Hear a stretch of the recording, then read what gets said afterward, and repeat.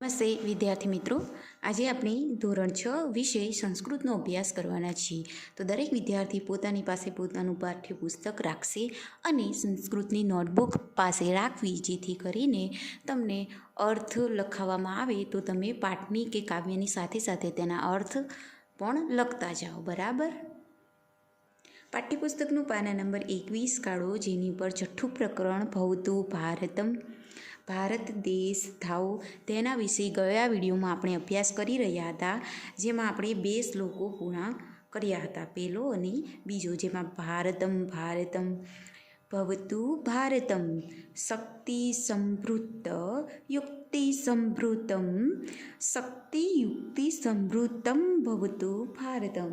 મેં તમને કહ્યું હતું તે પ્રમાણે ભારત દેશ પોતાની તથા બીજાની રક્ષા માટે શક્તિ સમૃદ્ધમ એટલે શક્તિથી ભરપૂર, યુક્તિ સમૃદ્ધમ એટલે બુદ્ધિ કૌશલ્યોથી ભરપૂર, તેમજ શક્તિ યુક્તિ સમૃદ્ધમ એટલે શક્તિ તેમજ બુદ્ધિ અને કૌશલ્યોથી ભરપૂર ભારત દેશ થાઓ. બરાબર. તેનું ભાષાંતર આપણે કરાવ્યું હતું, તે તમે લખેલું જ હશે નોટબુકમાં. ત્યારબાદ બીજું જે જોયું હતું તે આ ગયા વિડીયોમાં આપણે થઈ ગયેલું છે, એક વખત આપણે જોઈ લઈએ એનું રિવિઝન. શસ્ત્રધારકમ શાસ્ત્રધારકમ, શસ્ત્ર એટલે અહીંયા હથિયારોની વાત કરવામાં આવેલી છે, તેમજ શાસ્ત્રનો અર્થ શું થાય? વિજ્ઞાનને ધારણ કરનારો. બરાબર. એટલે કે ભારત દેશ શસ્ત્રો અને અસ્ત્રોને ધારણ કરનારો, વિજ્ઞાનને ધારણ કરનારો, શસ્ત્ર અને શાસ્ત્રમાં અધિકારવાળો થાવ. ભારત દેશ કેવો છે? શસ્ત્ર એટલે હથિયારોને ધારણ કરનારો, તેમજ શાસ્ત્ર એટલે કે વિજ્ઞાનમાં પ્રગતિ કરનારો પણ ભારત દેશ થાવ. ખ્યાલ આવ્યો? ફરી એકવાર જોઈ લે. ભારત દેશ શક્તિથી ભરપૂર ભારત દેશ, કૌશલ્યોથી ભરપૂર ભારત દેશ, શક્તિ તેમજ બુદ્ધિ કૌશલ્યોથી સંપન્ન થાઓ. ત્યારબાદ બીજાનો અનુવાદ છે, ભારત દેશ શસ્ત્રો અને અસ્ત્રોને ધારણ કરનારો છે. બરાબર. વિજ્ઞાનને ધારણ કરનારો, શાસ્ત્ર અને શાસ્ત્રમાં અધિકારવાળો થાઓ. ખ્યાલ આવે દરેકને? તો અહીંયા આપણે એક અને બીજો શ્લોક પૂર્ણ થાય છે. હવે આપણે આગળ અભ્યાસ કરીશું. તમારા પાઠ્યપુસ્તકનું પાના નંબર 22 કાઢો, જેની ઉપર આપેલું ત્રીજો શ્લોક આપણે જોઈશું. રીતિ સંસ્કૃત નીતિ સંસ્કૃતમ, રીતિ નીતિ સંસ્કૃતમ ભવતું ભારતમ. મેં તમને પહેલાં અનુવાદ કરાવેલો છે કે ભવતું ભારતમ એટલે કે ભારત દેશ થાવ. તો તમારે એ વારંવાર લખવાની જરૂર નથી, એક તો આપણે લખાઈ ગયું છે કે ભવતું ભારતમ એટલે ભારત દેશ, ભારતમ એટલે ભારત દેશ, ભવતું એટલે કે થાઓ, બનો. બરાબર. થાઓ અથવા તો બનો. હવે આપણે અહીંયા શબ્દોના અર્થ જોઈશું. રીતિ સંસ્કૃતમ એટલે કે સંસ્કારી જીવન શૈલીવાળો. લખો, અર્થ લખો. રીતિ સંસ્કૃતમ એટલે કે સંસ્કારી જીવનશૈલી, સંસ્કારી જીવનશૈલી.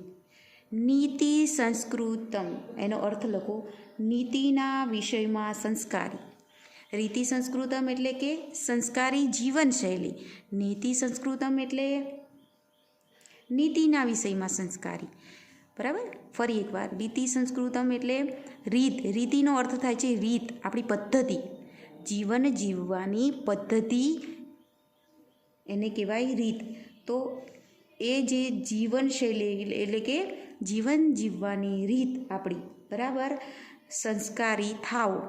બરાબર. ખ્યાલ આવે છે? પછી નીતિ સંસ્કૃતમ એટલે કે આપણી નીતિ, આપણા વિચારો એ કેવા થાવ? સંસ્કારી થાવ. આપણા વિચારો સંસ્કારી થાઓ અને આપણી જીવન જીવવાની પદ્ધતિ પણ કેવી થાઓ? સંસ્કારી થાઓ.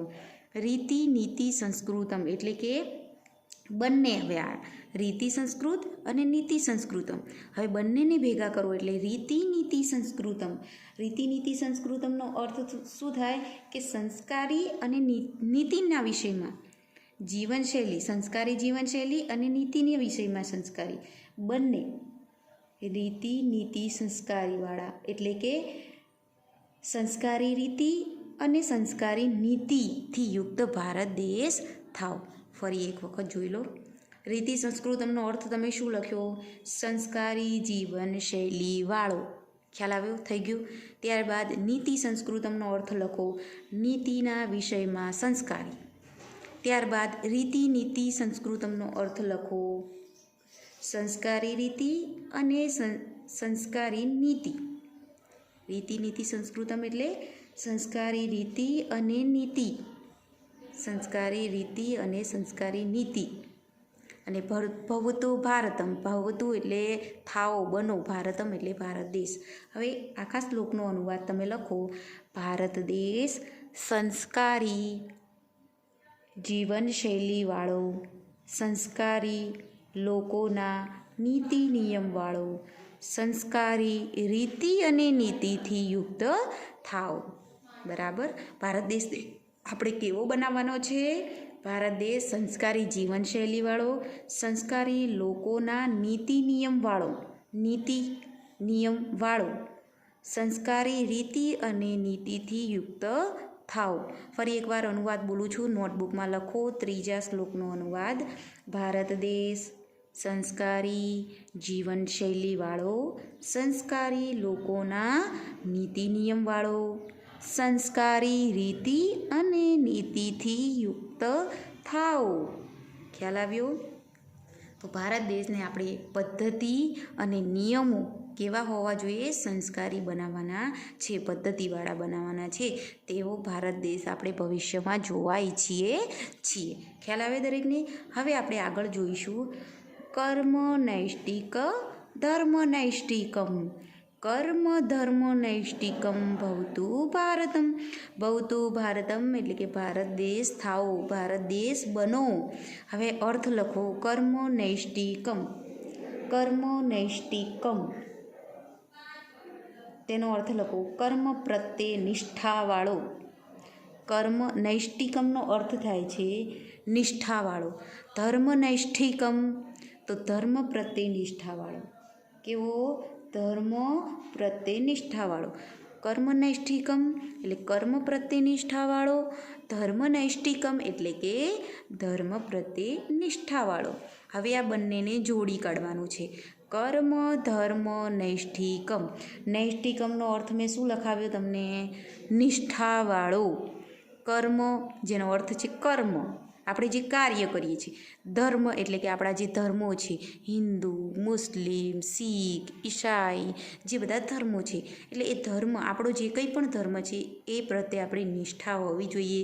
પછી આપણું જે કર્તવ્ય છે, આપણે ભણીએ છીએ કે નોકરી કરીએ છીએ કે ગમે તે કાર્ય જીવન દરમિયાન કરીએ છીએ, એમાં પણ આપણી નિષ્ઠા હોવી જોઈએ. તો કર્મ પ્રત્યે પણ નિષ્ઠાવાન રહેવાનું છે, પ્રામાણિક રહેવાનું છે.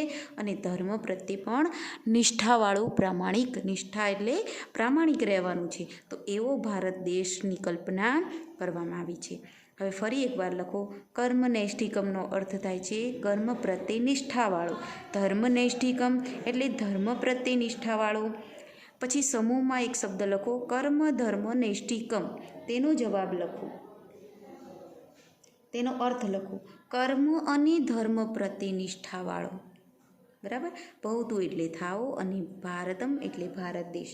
ચલો હવે આખો અનુવાદ હું બોલું છું, લખો. ભારત દેશ કર્મ પ્રત્યે નિષ્ઠાવાળો, ધર્મ પ્રત્યે નિષ્ઠાવાળો, કર્મ અને ધર્મ પ્રત્યે સંનિષ્ઠ થાઓ. સંનિષ્ઠ થાઓ એટલે કે નિષ્ઠાવાન થાઓ. આ શ્લોકની અંદર કહેવામાં આવ્યું છે કે કર્મ પ્રત્યે નિષ્ઠાવાળો ભારત દેશ શ્રીમદ ભગવદ્ ગીતા દ્વારા જગતને કર્મયોગનો સિદ્ધાંત આપેલો છે. તો એ કર્મ પ્રત્યે આપણે નિષ્ઠાવાન થવાનું છે. ધર્મ પ્રત્યે પણ આપણે નિષ્ઠાવાન રહેવાનું છે. તો કર્મ અને ધર્મ બંનેમાં નિષ્ઠાવાળો પ્રામાણિક ભારત દેશ થાઓ તેવી ઈચ્છા રાખવામાં આવેલી છે. ખ્યાલ આવ્યો દરેકને? ફરી એકવાર. રીતિ સંસ્કૃતમ નીતિ સંસ્કૃતમ. રીતિ નીતિ સંસ્કૃતમ ભવતુ ભારતમ. મેં તમને કહ્યું એ પ્રમાણે રીતિ એટલે પદ્ધતિ, જીવન જીવવાની જીવનશૈલી. નીતિ એટલે કે નિયમો. નીતિ નિયમોથી આપણો આ દેશ ચાલે છે, સ્કૂલ ચાલે છે, ગમે તે વસ્તુઓ જે ચાલતી હોય, કંપનીઓ છે કે ગમે તે એક કામ ચાલતું હોય તો તેની એક નિયમો બનાવેલા હોય છે. તો એમાં આપણે શું કરવાનું છે? રીતિ અને નીતિ કેવી હોવી જોઈએ? આપણી સંસ્કારી હોવી જોઈએ, એકદમ પ્રામાણિક હોવી જોઈએ. તો રીતિ નીતિ સંસ્કૃતમ ભવતુ ભારતમ, એટલે ભારત દેશ રીતિવાળો, રીતિથી જીવન જીવનારો, સંસ્કારી જીવનશૈલીવાળો હોવો જોઈએ, નીતિ નિયમોવાળો હોવો જોઈએ. ત્યારબાદ કર્મ અને ધર્મ પ્રત્યે પણ નિષ્ઠાવાન પ્રામાણિક ભારત દેશ થાવો એવી પ્રાર્થના કરવામાં આવેલી જોવા મળે છે. હવે છેલ્લો જોઈ લઈએ શ્લોક આપણે, કે શક્તિ સાધકમ મુક્તિ સાધકમ.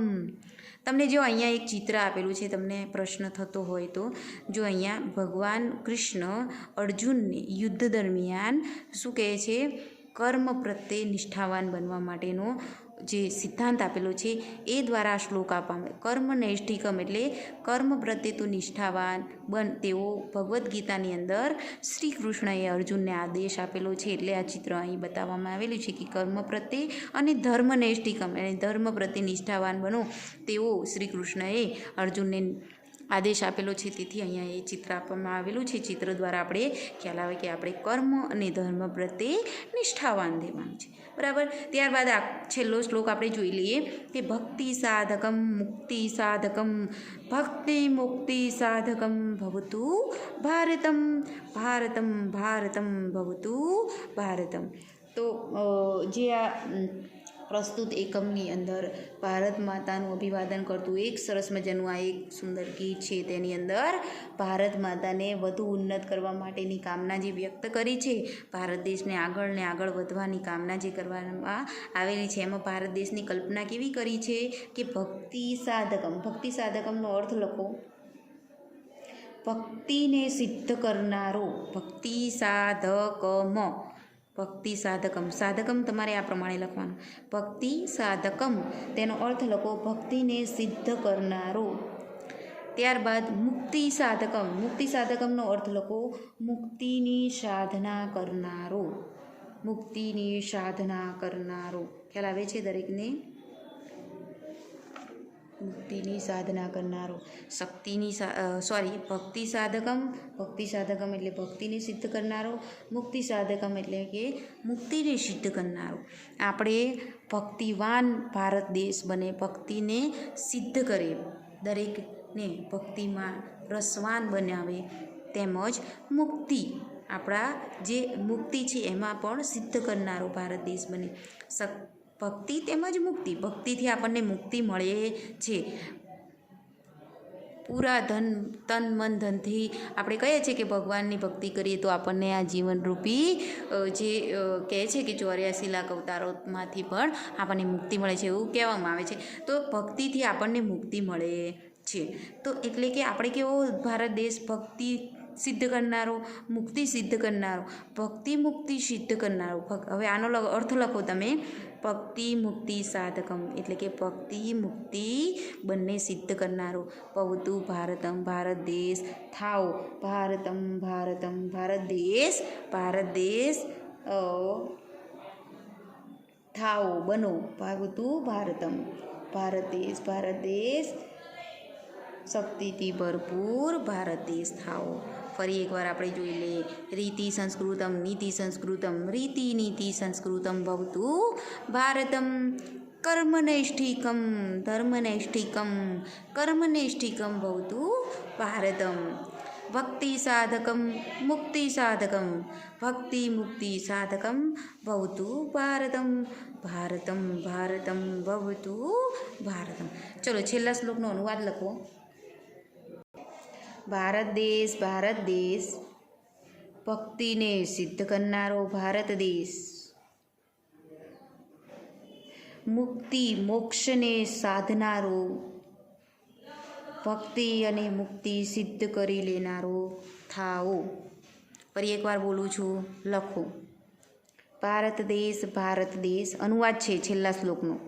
ભારત દેશ ભક્તિને સિદ્ધ કરનારો ભારત દેશ, મુક્તિ મોક્ષને સાધનારો, ભક્તિ અને મુક્તિ સિદ્ધ કરી લેનારો થાઓ. ખ્યાલ આવે છે દરેકને? તો અહીંયા શ્લોકનો અનુવાદ પૂર્ણ થાય છે અને આપણું જે આ ગીત છે છઠ્ઠું ભવતુ ભારતમ એ પૂર્ણ થાય છે, બરાબર. 22 નંબરના પેજ ઉપર જે ટિપ્પણી આપી છે એ બધાએ ફરજિયાત પોતાની નોટબુકમાં લખવાની છે, જેથી કરીને તમને સંસ્કૃત શબ્દોના અર્થ ખ્યાલ આવે. બરાબર. ભવતું એટલે કે થાવ, શક્તિ સમૃદ્ધમ એટલે કે શક્તિથી ભરપૂર. મેં તમને લખાવેલા છે એના એ આવી જાય તો વાંધો નથી. યુક્તિ સમૃદ્ધમ તો બુદ્ધિ તથા કૌશલ્યોથી ભરપૂર. સાધકમ એટલે કે સિદ્ધ કરનારો. કર્મ નૈષ્ઠિકમ એટલે કર્મમાં નિષ્ઠાવાળો. બરાબર. તો અહીંયા આપણે ટિપ્પણી પૂર્ણ થાય છે. બરાબર. પાના નંબર 23 કાઢો. તો વિદ્યાર્થી મિત્રો ધ્યાનથી સાંભળો. તમને જે પાઠ કાવ્ય ચલાવવામાં આવે તેનો અભ્યાસ સ્વાધ્યાયના પ્રશ્નો જે તમને કરાવવામાં આવે છે તે તમારે ફરજિયાત નોટબુકમાં લખવાના છે. બરાબર. તેમજ તમને જે સ્વાધ્યાય પોથી આપેલી છે તે આમાંથી જ પૂછાયેલા પ્રશ્નોના જવાબ છે તો અહીંયા જે સોલ્વ કરાવવામાં આવે તેમાં લખી કાઢવાના. સ્વાધ્યાય પોથીમાં જે પ્રકરણ આપણે અહીંયા ચલાવવામાં આવે એના જવાબો તમારે સ્વાધ્યાય પોથીમાં પૂરી કાઢવાના છે. ખ્યાલ આવે છે દરેકને? સરસ. હવે આપણે જોઈએ સ્વાધ્યાય પ્રશ્ન નંબર 1ની સૂચના. નીચેના શબ્દોનું મોટેથી શુદ્ધ ઉચ્ચારણ કરો. મારી સાથે સાથે દરેકે પણ વાંચન કરવાનું છે. શક્તિ સમૃદ્ધમ, યુક્તિ સમૃદ્ધમ, કર્મ નૈષ્ઠિકમ, શસ્ત્રધારકમ, શાસ્ત્રધારકમ. બરાબર. એ તમારે નોટબુકમાં લખવાની જરૂર નથી. આપણે પ્રશ્ન નંબર 2 લખો. નીચેની ખાલી જગ્યા પૂરો, સૂચના લખો. ત્યારબાદ ખાલી જગ્યાઓ આપણે જોઈશું. કર્મ નૈષ્ઠિકમ, ખાલી જગ્યા નૈષ્ઠિકમ. તો ખાલી જગ્યામાં લખો ધર્મ નૈષ્ઠિકમ. શું લખવાનું છે ખાલી જગ્યામાં? જે શ્લોક છે કર્મ ધર્મવાળો એમાંથી પૂછાયેલી ખાલી જગ્યા છે. તમે એમાં ગીતમાં જોઈ શકો છો. તમારે લખવાનું છે ધર્મ નૈષ્ઠિકમ. ત્યારબાદ બીજી ખાલી જગ્યામાં લખો ભારતમ ભારતમ, ખાલી જગ્યા ભારતમ. તો શું આવશે ખાલી જગ્યામાં? ભવતું ભારતમ. બરાબર. ત્યારબાદ ત્રીજી ખાલી જગ્યા શસ્ત્રધારકમ. શું આવશે? શાસ્ત્રધારકમ. શસ્ત્રને શાસ્ત્રને ધારણ કરનારો ભારત દેશ થાવો. ત્યારબાદ ચોથી ખાલી જગ્યા રીતિ સંસ્કૃતમ, ખાલી જગ્યા સંસ્કૃતમ. તો નીતિ સંસ્કૃતમ. શું આવશે એમાં? નીતિ સંસ્કૃતમ. પાંચમી ખાલી જગ્યા ભક્તિ સાધકમ, ખાલી જગ્યા સાધકમ. તો મુક્તિ સાધકમ. શું લખવાનું છે? મુક્તિ સાધકમ. બરાબર. તો તમારે આ પ્રમાણે ખાલી જગ્યા લખવાની છે. બરાબર. ત્યારબાદ પ્રશ્ન નંબર આ 5 ખાલી જગ્યા બીજા નંબરના પ્રશ્નથી તમારી નોટબુકમાં સ્વાધ્યાય લખવાનું. 5 ખાલી જગ્યા તમારે લખવાની. ત્યારબાદ પ્રશ્ન નંબર 3, નીચેની કાવ્ય પંક્તિઓને સુવાચ્ય અક્ષરે લખો. તો તમારી ચોપડીમાં પણ તમારે લખવાની અને નોટબુકમાં પણ બંને કાવ્ય પંક્તિ જો અહીંયા આમાં જે આપેલી છે જોઈને આમાં લખવાની છે. બરાબર. જે 2 ખાલી જગ્યા અહીંયા પણ સ્વચ્છ અને સુંદર અક્ષરે, કોઈએ વેઠ ઉતારવાની નથી. વ્યવસ્થિત સુંદર અને સ્વચ્છ અક્ષરે તમારે ચોપડીમાં લખવાનું. ત્યારબાદ નોટબુકમાં પણ લખવાનું. પ્રશ્ન નંબર 4, કાવ્યમાંથી શબ્દો શોધી ઉદાહરણ પ્રમાણે શબ્દોની જોડી બનાવો. બરાબર. તો અહીંયા છે શક્તિ, તમને ઉદાહરણ આપ્યું છે એક શક્તિ તો યુક્તિ. તો એવી ને એવી બીજી કેટલી 5 જોડીઓ આપણે બનાવવાની છે. કોણ કોણ બનાવશે? બરાબર. એક તો આપેલી જ છે, આપણે 4 બનાવવાની છે. બરાબર. તો ચલો લખો શસ્ત્ર અને શાસ્ત્ર. એક જોડી બની ગઈ. ત્યારબાદ બીજી બોલો કર્મ અને શું આવશે? ધર્મ. ચોથી જોડી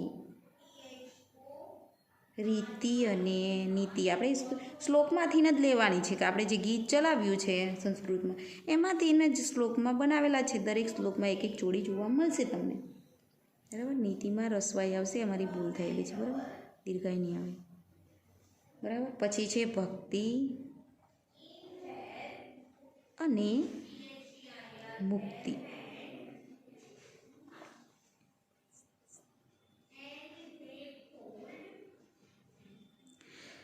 સરસ. બરાબર. તો આ તમારે નોટબુકમાં લખવાનું. હવે પાઠ્યપુસ્તકનું પાના નંબર 24 કાઢો, જેની ઉપર આપેલું છે જ્ઞાતવ્યમ, જેની એકવાર આપણે વાંચન કરી લઈશું. ઘટઃ એટલે કે ઘડો, ગરગરહ એટલે કે ગાગર. આ જ્ઞાતવ્યમ જે પાઠ્યપુસ્તકની પાછળ આપેલું છે દરેક તમારે વાંચવાનું છે, એમ જ આપેલું નથી, જેથી કરીને અમુક સંસ્કૃત શબ્દોના અર્થ તમને ખ્યાલ આવે, એટલે દરેકે એને વાંચવાના છે.